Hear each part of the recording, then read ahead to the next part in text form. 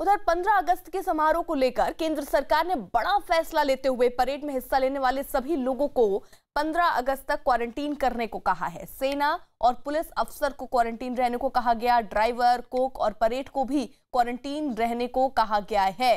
तो कोरोना के वक्त जो स्थिति चल रही है उसके मद्देनजर ये फैसला परेड को लेते हुए उठाया गया। जो भी लोग इसमें हिस्सा ले रहे हैं उनको बताया गया है कि क्वारंटीन किया जाएगा, ताकि अगर कोई भी संक्रमित होता है तो उसे पहले ही वहां से हटाया जा सके, ट्रीटमेंट के लिए उसको अलग से क्वारंटीन किया जा सके। ये रणनीति तय की गई है 15 अगस्त के मद्देनजर।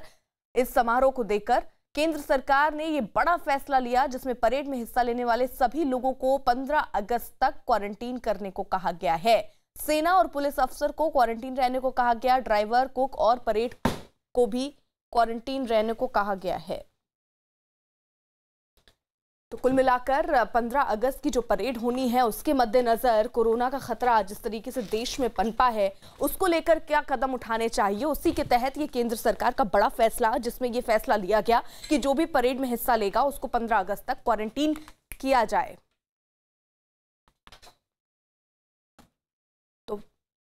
तो कुल मिलाकर परेड में हिस्सा लेने वालों को बताया जा रहा है कि वो क्वारंटीन रहेंगे और उसी के साथ साथ ये तैयारियों की भी वहां समीक्षा की जाए। यानी जो पुलिस हैं, जो अफसर हैं, उनको फिलहाल बताया जा रहा है कि क्वारंटीन किया जाएगा।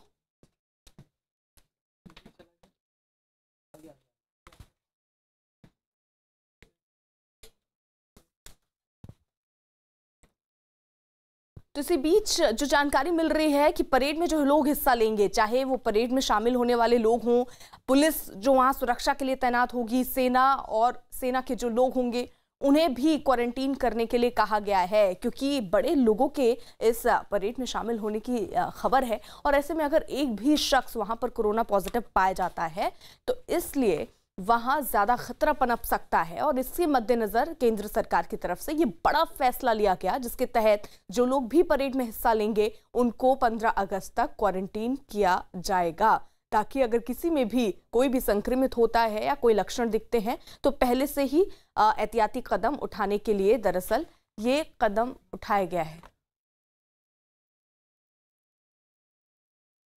और इसी बीच एक और बड़ी खबर मिल रही है, रफाल विमानों ने अबू धाबी से उड़ान भर दी है। यानी जिस चीज का इंतजार था कि कहा जा रहा था अब से थोड़ी देर में अबू धाबी से उड़ान भर देंगे ये रफाल, लेकिन अब जो जानकारी मिल रही है कि अबू धाबी से इन विमानों ने अब उड़ान भर दी है। एक दिन वहां रुके थे फ्रांस से ये 5 रफाल विमान भारत की तरफ आ रहे हैं और ऐसे में ये तय कार्यक्रम था कि अबू धाबी में भी वो कुछ वक्त के लिए रुकेंगे और उसके बाद ये 5 रफाल विमान भारत के लिए निकल पड़ेंगे। इनको अंबाला एयरबेस पहुंचना है। हालांकि इस बीच ये भी खबरें कि अंबाला में तेज बारिश हो रही है और अगर बारिश होती है तो वहां लैंडिंग करना मुश्किल होगा और इसके मद्देनजर वहां यानी जोधपुर को तैयार किया गया है, वहां पर कोशिश की जाएगी कि इसकी लैंडिंग कराई जाए अगर अंबाला में ऐसे ही बारिश होती रही। तो अब जो अंदाजा लगाया जा रहा है दोपहर 2 से 3 बजे के बीच में ये रफाल विमान भारत की जमीन पर लैंड कर जाएंगे। पहली खेप में आपको बता दिए 5 फाइटर जेट रफाल विमान जो हैं वो भारत को मिल रहे हैं फ्रांस की तरफ से और इन्होंने उड़ान भर दी है अबू धाबी से। हालांकि फ्रांस से निकलने के बाद अबू धाबी में एक दिन के लिए इन्होंने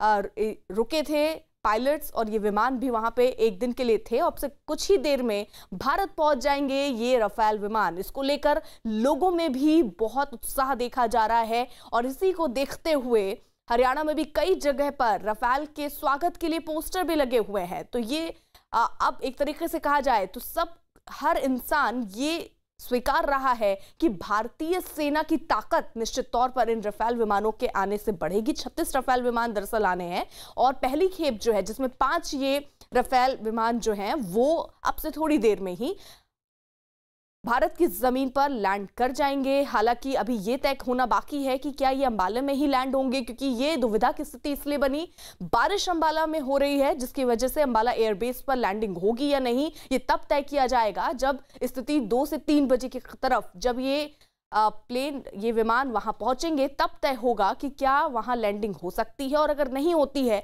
तो जोधपुर एयरबेस को भी तैयार किया गया है, अलर्ट पर रहने के लिए कहा गया है। हालांकि अंबाला एयरबेस के पास धारा 144 भी लगा दी गई है। लोगों से आह्वान भी किया जा रहा है कि वो छतों पर ना आए, ना ही फोटो खींचे।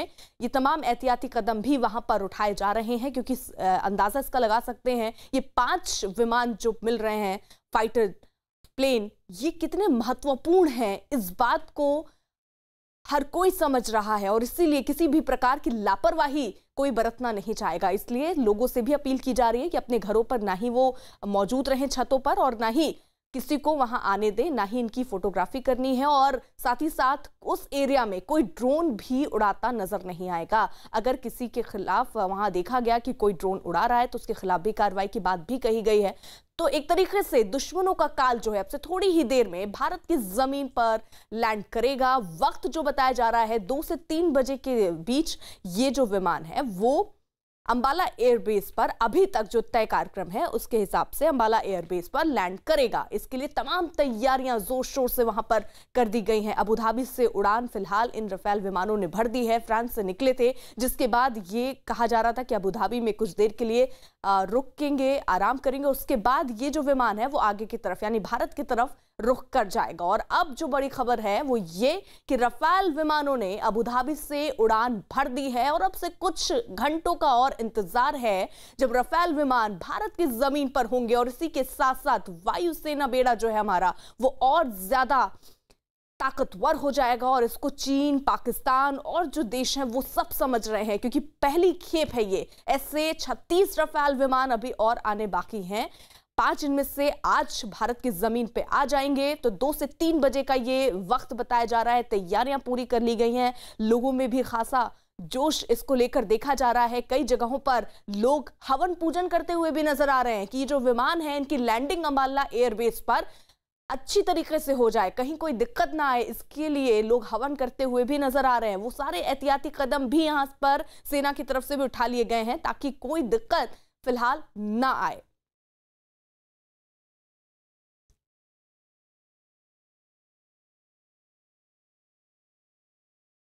तो कुछ पल का इंतजार अब और ये रफेल विमान जो हैं वो भारत के जमीन पर आने वाले हैं।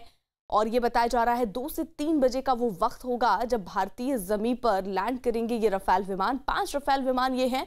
हालांकि अंबाला एयरबेस पर अभी शंका इस बात को लेकर है क्योंकि बारिश जो हो रही है उससे थोड़ी सी स्थिति अभी वहां बिगड़ी नजर आ रही है। और ऐसे में तय करना होगा, अगर 2 से 3 बजे जो वक्त बताया जा रहा है उस वक्त भी बारिश होती है तो निश्चित तौर पर जोधपुर एयरबेस जो कि पहले से तैयार किया गया है वहां पर इनकी लैंडिंग हो सकती है।